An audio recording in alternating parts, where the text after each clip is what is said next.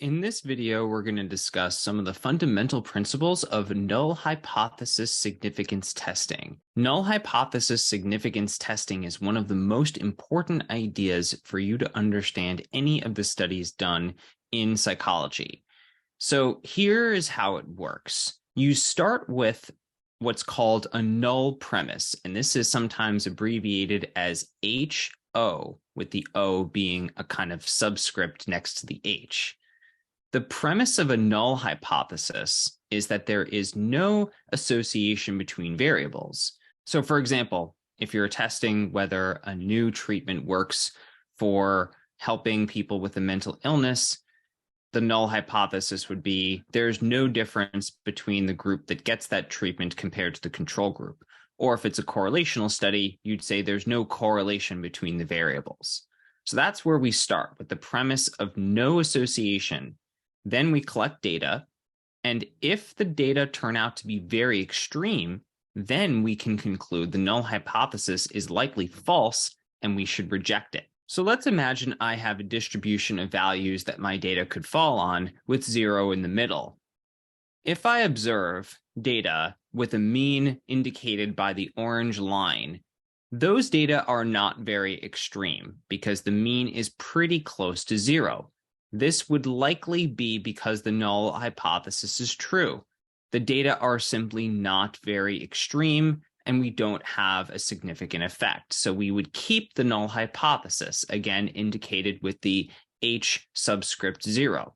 But what if we have another type of data set where the mean is much more extreme, let's say indicated by the orange bar on the right, which is very close to the tail end of the distribution? That we would consider very extreme data. So in this case, we would be more likely to reject the null hypothesis. Basically, an extreme result in which the data are far away from 0 is unlikely to happen by chance if the null hypothesis is true. That's why we reject the null hypothesis when we have extreme data. But when I say that the extreme result is unlikely to happen by chance, what exactly do we mean by likelihood? And here's where things get, I think, a bit more nuanced and complicated, because basically scientists have come up with a standard cutoff of less than 5% likely to happen by chance as the main driver of what we call statistical significance. What that means is that as a field, scientists are comfortable being wrong, but not more than 5% of the time. So that this means that if we can determine the data are less than 5% likely to have happened by chance if the null hypothesis is true, then we feel comfortable rejecting the null hypothesis, even though we're going to be wrong once in a while. This, by the way, is known as a p-value. The p-value is an indicator that the data are likely to happen if the null hypothesis is true. So if we have a low p-value, in this case lower than 0.05 or lower than 5%, then we know it's less than 5% likely to happen by chance if the null hypothesis is true. And that's usually when scientists say we should reject the null. Now, it could be that even a cutoff of 5% is too high. Some scientists argue that we should keep p-values lower than that, and that we should have a cutoff of 1% or even 0.05%. This remains a part of ongoing debates and discussions among psychologists. But basically, with null hypothesis significance testing, we are never going to be 100% certain of what is happening. We're always going to deal with probabilities and likelihoods. As I mentioned before, H subscript 0 means a null effect or no relationship between the variables.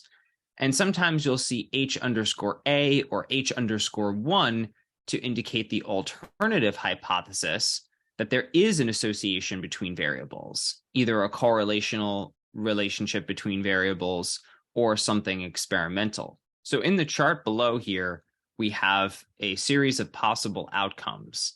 On the left side, we have what the researcher finds, and on the top, we have the reality. So it could be that the researcher finds a significant relationship when there is, in fact, a relationship in reality, in which case we would call that an accurate detection. And it could be that the researcher finds no relationship, which would support the null hypothesis. And in reality, there is no relationship, so that we would also call that an accurate detection. But what about the two error boxes? On the top right, we have what's called a type 1 error. This is where a researcher claims to find a relationship between variables with a statistically significant result, but in fact, in reality, there is no relationship. If there is no effect in the world, but a scientist claims to have found one, we would call that a type 1 error, a false positive. The other type of error is called a type 2 error. This is on the bottom left. This is when the researcher finds no association between variables, but there is, in fact, a relationship between those variables in the real world. When a researcher fails to detect a statistically significant association between variables, when in fact there is one that exists in the world, we would call that a type 2 error.